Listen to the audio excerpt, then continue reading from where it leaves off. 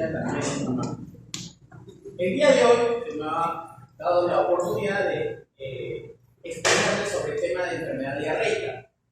Este cuadro de enfermedad diarreica abarca varias patologías y no solamente el tema de tiene una infección, no es eso. Entonces vamos a empezar dando la importancia del caso. En nuestro país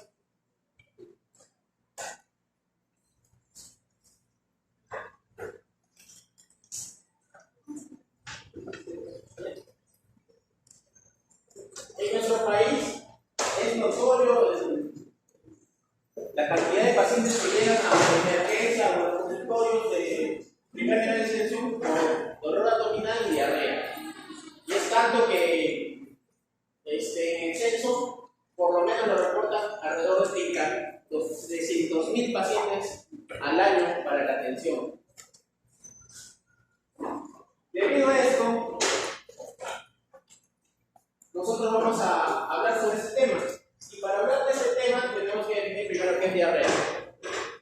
Seguramente han visto libros y artículos que el tema de definición de diarrea a veces lo toman como simplemente deposiciones líquidas que tienen una consistencia disminuida.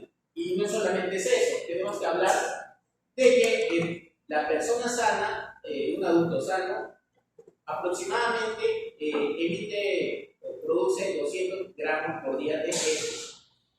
En un niño se abarca alrededor de 100 gramos por día. Pero las características para hablar de diarrea es que haya un incremento del volumen o que haya aumento de la frecuencia en el día o una disminución de consistencia, cualquiera de las tres. Sin embargo, puede pasar que nosotros le digamos que tiene diarrea a una persona que hace deposiciones 2 veces al día o hasta 3 veces al día, y algunos libros también lo consideran. Y no es así. Nosotros tenemos, para definir que el paciente tiene diarrea, considerar el hábito defecatorio previo. Es decir, si la persona no hace deposiciones, solo hace cada 3 días una vez, ese es su hábito defecatorio. Si hace más cantidad, más volumen, obviamente menor consistencia, en cualquiera de las condiciones altere ese hábito, obviamente podemos sospechar que tiene diarrea. ¿Cuáles son los mecanismos fisiopatológicos para la diarrea? Son 4. Los más comunes, los que van a encontrar en casi todos los libros, son los que corresponden a aumento de la osmolalidad del contenido luminal. Y esto es debido a un aumento del consumo tanto de líquidos como un aumento de la producción de secreciones del contenido luminal. Es decir, hay una sustancia presente en el intestino que genera aumento de la presión osmótica, que los líquidos que se encuentran en las paredes intestinales incrementen la producción de agua. Y por tanto, dentro de estos 4 tipos de diarrea que les presento, es la que más prevalentemente va a presentar una diarrea de gran volumen. En el segundo tipo tenemos la diarrea secretora. Esta diarrea secretora está considerada por una disminución de la absorción y un aumento de la producción intestinal. Involucrados está de que en este caso no necesariamente tiene que haber una sustancia que no se pueda absorber. Hay mecanismos en los cuales la pared intestinal genera mayor producción por una causa hormonal, por la presencia de una infección que está incrementando la sobrepoblación bacteriana y genera esta secreción intestinal. Puede darse el caso que sea asociado a una diarrea de gran volumen, como también de pequeño volumen. Cuando hablamos de pequeño volumen, es que no hay una cantidad incrementada de agua o de las secreciones, de la producción de volumen de las heces, pero sin embargo puede estar condicionada por otros fármacos también. El tercer motivo, podemos una alteración de la motilidad. En la alteración de la motilidad, inclusive podemos hablar sobre patologías como puede ser el hipertiroidismo, podemos hablar sobre el abuso de laxantes que incrementan la motilidad. Y en un cuarto motivo tenemos diarrea sudativa, en el cual la sudación presente en las deposiciones puede ser sangre, puede ser moco, puede ser proteínas. Sin embargo, esta es una clasificación didáctica. Puede haber una presencia de una diarrea mixta por los mecanismos fisiopatológicos. Puede involucrar que sea exudativa y asimismo sea secretora. ¿Ya? Entonces, no es exclusiva. Ahora, a partir de este punto, vamos a poder enfrentarnos a los pacientes y para poder solucionar los casos que nos van a presentar los pacientes. Como habrán visto en los casos, en la resolución de estos casos clínicos, no de frente vamos a poder determinar la característica si es osmótica, si es exudativa, si es secretora, si es motora. No. Para enfrentar los casos, nosotros utilizamos otro tipo de enfoque y lo vamos a enfocar dependiendo de las características que acompañan a estas deposiciones sospechosamente diarreicas. Es así que van a encontrar también en la mayoría de reportes o artículos la clasificación diarrea aguda, diarrea persistente, diarrea crónica. ¿Ya? Y la diarrea aguda se caracteriza obviamente de tener una presencia en menos de los 14 días. La persistente es desde los 14 o más. Y la diarrea crónica abarca todas las patologías que son mayores de 30 días. Y dentro de cada tipo de estas patologías, que generalmente van a ser, hablamos de diarrea aguda o diarrea crónica, puede haber infecciones, puede haber otras patologías que involucren el tracto gastrointestinal. Asimismo, una característica importante la que podemos mencionar es la presencia de gases en heces, que la denominamos en la historia clínica como seborrea. Esto puede inducirnos a pensar que estamos presentando una diarrea, ya sea aguda, persistente o crónica. Con esa diarrea puede haber un síndrome de mala absorción involucrado. Y dentro del síndrome de mala absorción hay otras patologías que vamos a ver a continuación. ¿Hasta aquí alguna pregunta? Entonces, vamos a abarcar primero las causas de diarrea aguda no infecciosa. Entre ellas vamos a encontrar la clindamicina, la ampicilina y ceftriaxona. No en todos los pacientes, pero algunos pueden generar colitis endomembranosa, principalmente por la Clostridium difficile. El consumo también de amoxicilina o ácido clorhidrato puede alterar la flora intestinal y generar diarrea. Y además de eso, otros fármacos que pueden ver inclusive laxantes o antiácidos que generan diarrea. Entonces, tenemos que tener en cuenta eso para la terapia posteriormente. Dentro de las enfermedades inflamatorias infecciosas tenemos la enfermedad de Crohn, la colitis ulcerativa. Y aparte también podemos involucrar la colitis isquémica, que también es una colitis que tiene características inflamatorias. Pacientes que están sometidos a radioterapia por incremento de las dosis totales, también pueden presentar colitis inflamatoria. En niños o incluso en jóvenes y adultos puede también presentarse una diarrea aguda por una intolerancia a la lactulosa. ¿Ya? Y esto es debido a la deficiencia de la enzima lactasa. Pero asimismo vamos a encontrar que de forma involuntaria también al consumo de metales pesados como arsénico, plomo, mercurio o cadmio puede presentarse diarreas. Neoplasias dentro de las manifestaciones clínicas en un tumor velloso de colon también podemos tener diarreas agudas de menos de 14 días y que obviamente podrían repetirse. Y alergia a medicamentos que también les puede generar eventos diarreicos. Para completar, lo que habíamos mencionado son patologías asociadas a una diarrea secretoria. En cambio, si fuera osmótica, como en algunos libros le dicen acuosa, hablamos de medicamentos como laxantes osmóticos por la sustancia no absorbible presente, también lactulosa, antibióticos antiácidos, aditivos alimentarios en los cuales también van a involucrarse el sorbitol, la fructosa, la cafeína, y en el caso de síndrome de mala absorción de hidratos de carbono podemos hablar por el déficit de sacaridasa, y esto al consumo de ciertas sustancias. Por el otro lado, vamos a ver, ya hablamos de diarrea aguda. En el caso de diarrea crónica no Diarreas que pueden generar diarrea tipo secretora van desde enfermedades inflamatorias infecciosas, intestino irritable, hasta alteraciones vasculares como isquemia intestinal, y por el otro lado puede llegar hasta neoplasias como la colorectal, adenoma velloso secretor o incluso linfoma intestinal. Hay pacientes que tienen intolerancia al gluten y por eso también pueden presentar diarreas. Otras que están patologías asociadas a la insuficiencia pancreática exocrina, como son la fibrosis quística y la pancreatitis crónica. Y por otro lado, también a la obstrucción prolongada de la vía biliar, tanto de la bilis, déficit de las sales biliares a nivel intestinal, generar también diarreas secretoras.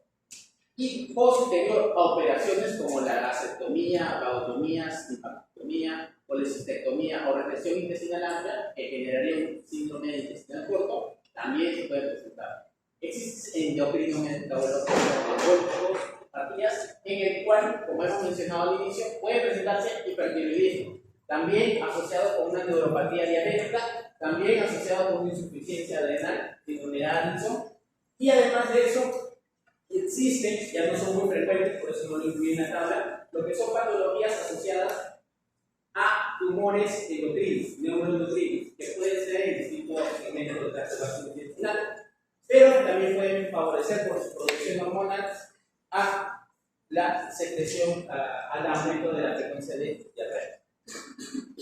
Aparte de eso, ya sabemos diarrea aguda, diarrea crónica, que se pueden presentar y yo puedo identificar de acuerdo a la anamnesis del paciente al consultorio.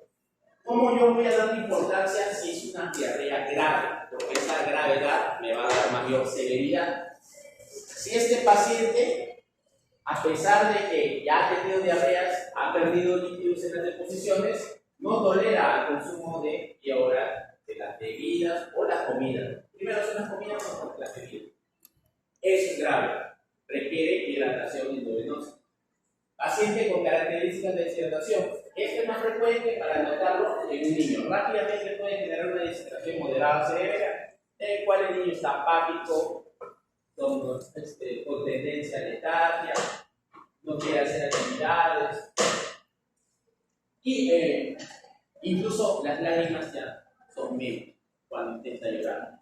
Eso me involucraría a pensar que hay una deshidratación en pacientes con cuadros de sepsis. ¿Por qué? Porque la septicemia era una alteración asociada al metabolismo y esto puede estar asociado con una alteración de los electrolitos.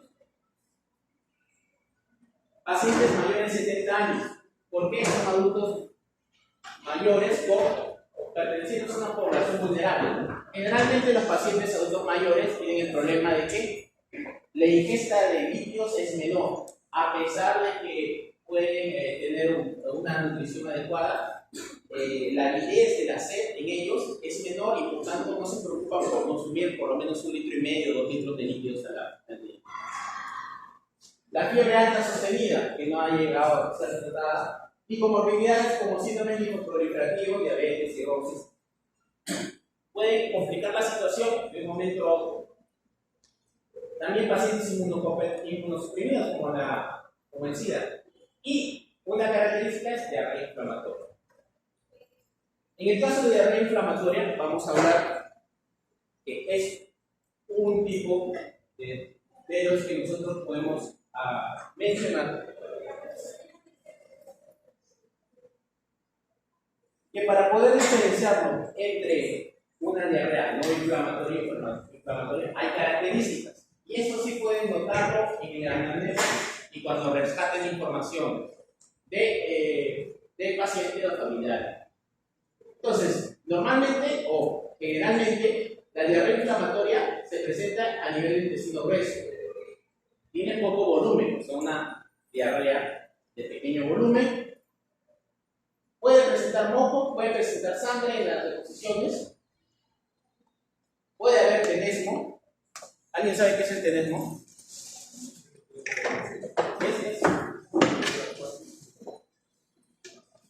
Es la sensación de que quieren defecar, pero no hay deposiciones. Fiebre. También es más prevalente la fiebre en diarreas inflamatorias. Y si tuviéramos la oportunidad paciente le hacemos una biopsia o una colonoscopia, podríamos extraer una biopsia que nos permite ver cambios inflamatorios a nivel del tejido y de la mucosa. Podríamos ver esto: tejido necrótico, compromiso de invasión a nivel del tejido muscular y infiltración de las células de la mucosa, a diferencia de una no inflamatoria. Lo que sí, si a este paciente le sometemos a un estudio para poder determinar qué patología podría estar detrás, en los exámenes, como pueden ser coproductivos y laboratorios, podemos ver los linfocitos en ese que están marcados. Puede haber también eritrocitos en ese presentes la presencia de lesión a nivel de la pared intestinal y también tejidos necróticos presentes. A diferencia del no inflamatorio, que es muy característico en el intestino delgado y con mayor presencia de volumen líquido en las cantidades y con cantidad característica, que también puede tener fiebre. Ahora recién vamos a poder hablar de etiología infecciosa y quería llegar a este punto recién, en este punto, para que puedan ustedes entender que no solamente son infecciones las que me van a generar las diarreas, y dentro de sus revisiones se pueden encontrar, van a poder ver que existen diarreas infecciosas con características inflamatorias y diarreas infecciosas no inflamatorias. Y ahí se parte nuevamente la separación. Lo que ustedes han visto en microbiología, sí, se va a ver en estos casos. Ahora, la pregunta es, de esto en general, ¿quién me puede decir cuál es la causa infecciosa de diarrea más frecuente en la población? Ah, ¿cuál? Acá dice Enterina, ¿alguien más? Equinelato, HP. ¿Cuál es la causa?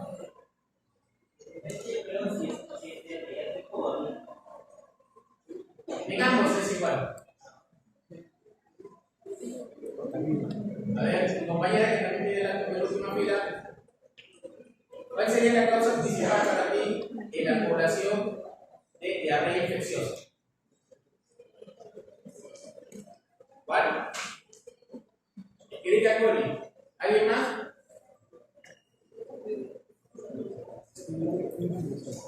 ¿Alguien? Tanto en nuestra población, que sean niños o adultos mayores, aquí en el Perú o en el extranjero, la causa prevalente son los virus. Yo sé, ya sé, ustedes cuando han tenido diarrea se han tomado antibióticos, con eso solucionaron el problema, ¿no?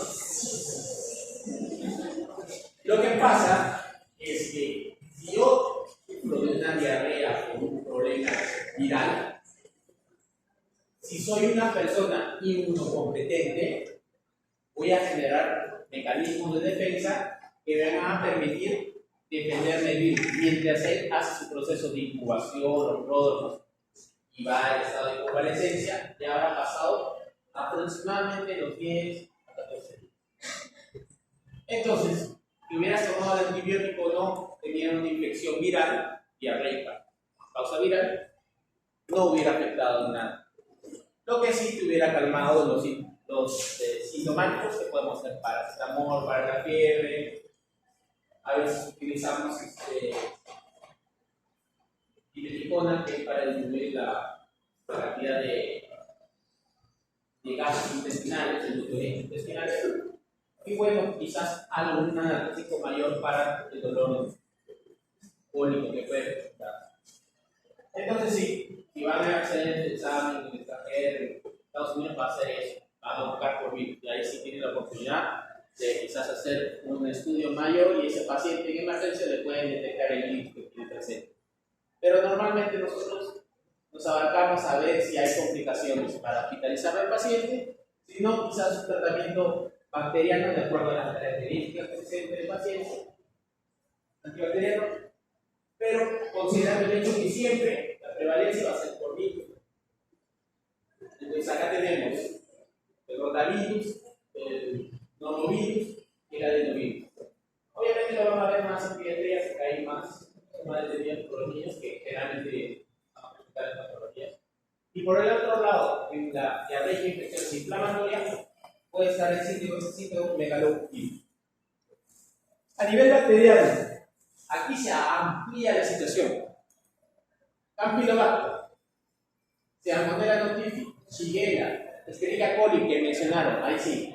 La enterohemorrágica como enteroinvasiva, la O57 como también conocida, la Clostridium difficile, que la Clostridium difficile puede aparecer posterior o durante el tratamiento antibiótico que ya estaba recibiendo. O sea, yo estoy tratando mi diarrea, que al final era un virus, pero aparece la alteración de la flora intestinal y prevalece la Clostridium difficile.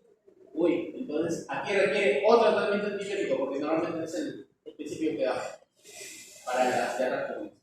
El Vibrio pneumoniticus, la Salmonella typhi, paratyphi, la Yersinia heteropolítica, la Aeromonas nidófila, la Listeria monocytogenes y la Schistosomum. Toda esa variedad puede entrar con diarrea de tipo inflamatorio. En el caso de la diarrea inflamatoria, también puede haber otra variedad de la Escherichia coli, la enterotoxigénica, la enteropatogénica y la incluso del Vibrio. ¿Ya? A nivel de parásitos, que también en nuestro país es muy común, creo que también en microbiología han llevado bastantes casos, no sé si todavía están haciendo reportes o trabajos de investigación. La enfermedad exolítica es una posible causa de diarrea inflamatoria y también podría generar sangrado. La Giardia labia, la Cristosporilla y las citosporas también son diarreas infecciosas muy inflamatorias. Y aquí viene lo importante, a ver, ¿quién nos ha comido su chifa por hambre o cualquier sitio? A ver, ¿quién se acuerda?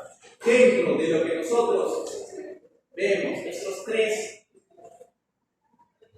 personajes, ¿cuál de estos tres genera una toxina en el arroz? Muy bien, así es. Entonces, aquí es algo que podemos ver en nuestra realidad también. Estafilococcus también en los alimentos y los perfiles igualmente también. El tiempo de incubación varía, ¿no? Puede incluso ser lo más corto de 6 horas, inclusive llegar 1, 2, 3 días.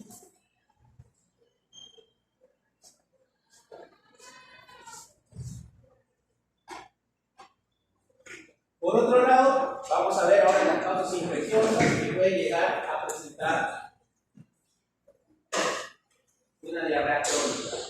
Entonces, por la prevalencia, es más común que sea una enfermedad inflamatoria intestinal. La colitis ulcerativa, enfermedad de Crohn, la diverticulitis. ¿Ya? Ahora que van a ver esta semana, tienen que revisar cuál es la diferencia entre diverticulosis y diverticulitis. ¿Ya? Porque eso es lo que me va a permitir, por lo menos, ubicar al paciente en qué cuadro presentaría, o qué riesgos tiene para complicaciones. Asimismo, tenemos la presencia igualmente de que puede aparecer una colitis isquémica o una colitis por irradiación que prevalece, porque el tratamiento de nuestros pacientes oncológicos a veces son varias semanas de radioterapia. Entonces puede llegar incluso a esta colitis por radiación.